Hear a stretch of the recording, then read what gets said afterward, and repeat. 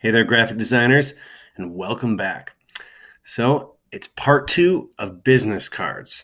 We took a peek at some cards I had started, but they weren't quite there yet, and we got some good responses for all of you that submitted some feedback to me. All right, I took it and I made some updates. So, why don't we start by going and checking out those cards I had made and what I did to make them better. All right, here we go. First up, one of my favorites. Some of the issues that we see here, and a few of you pointed out, we have some major issues with hierarchy. The biggest thing on this card is the phone number. I don't think that's most important when we're talking about a business card. Also, we have our information randomly spewed about the business card. We need to have better organization. So let's take a peek at what a better version of this card could look like. Much better. Now we have the most important thing, the biggest and boldest. That's my name. Followed by my job title, Totally Cool Dude. And you may not think that's a job title, but for this exercise, we'll pretend it is. Then we have a graphic, followed by any other information you would need to contact me. Much better. All right, now this one has some issues. First off, our background image, it doesn't even fill the whole card. That's always a no-no. We also have some issues with our contrast and brightness of this photo. So we need a better photo, and we need to have it fill the page.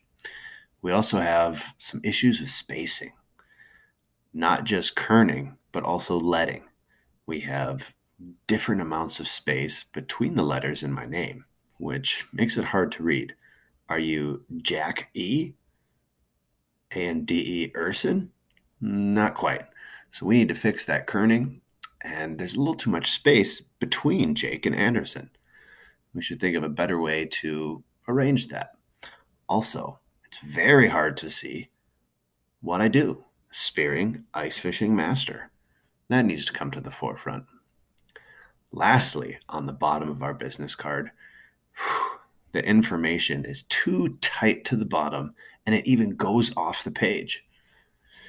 Man, this one needed some work. Let's see what a better version looks like. There we go. Okay. That's a much better photo, much better way of organizing, and much easier to read my name this time around. Pretty good. Moving on. All right. Well, this one doesn't appear to be too bad, but there's a couple major issues with this business card. First up, I bet you noticed it, that deer be blurry. Yes, we need to make sure we do not have pixelated, that's what we call blurry pictures. We do not have pixelated pictures on any of our designs. So I'll have to go find another picture of a deer.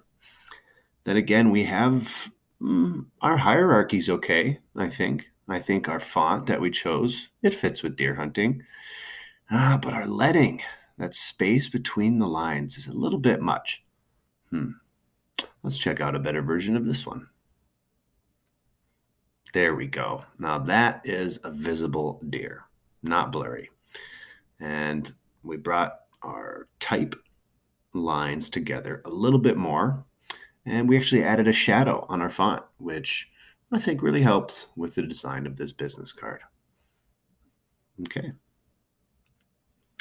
This one, very interesting.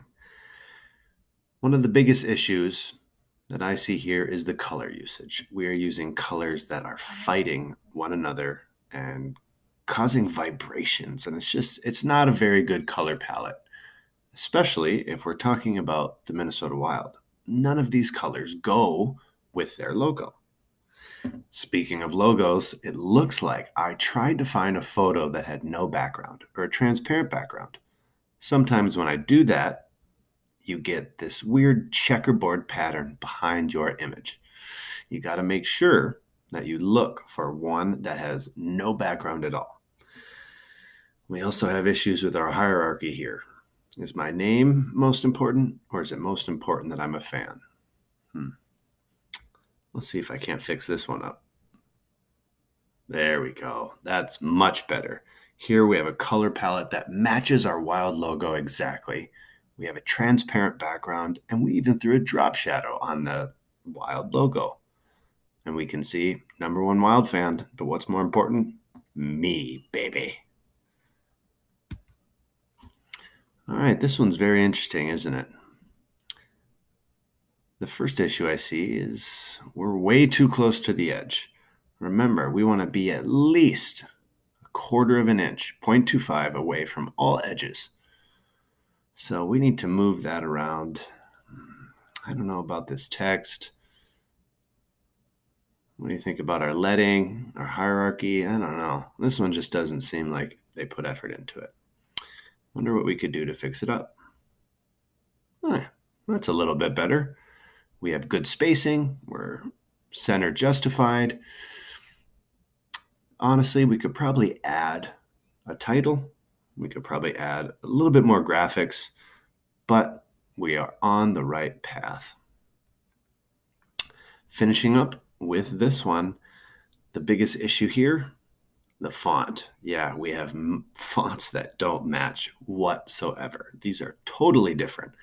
So we need to pick some fonts that are similar or the same and that go together with the message we're trying to send.